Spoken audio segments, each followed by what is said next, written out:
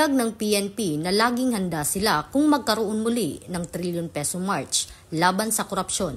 Ayon kay Acting PNP Chief Police Lieutenant General Jose Melencio Nartatis Jr., patuloy nilang pinapabuti ang seguridad at handa ang resources para sa malalaki o maliliit na protesta. Ang ikalawang rally sa People Power Monument sa Quezon City ay tutol sa korupsyon sa flood control at iba pang proyekto kasabay ng parallel protest sa Rizal Park.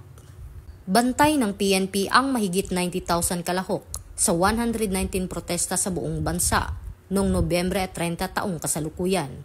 Ayon naman kay Acting PNP Chief Police Lieutenant General Jose Melencio Nartatis Jr., malaya ang pagpapahayag ng pananaw pero may hangganan kapag naapektuhan ang karapatan ng iba.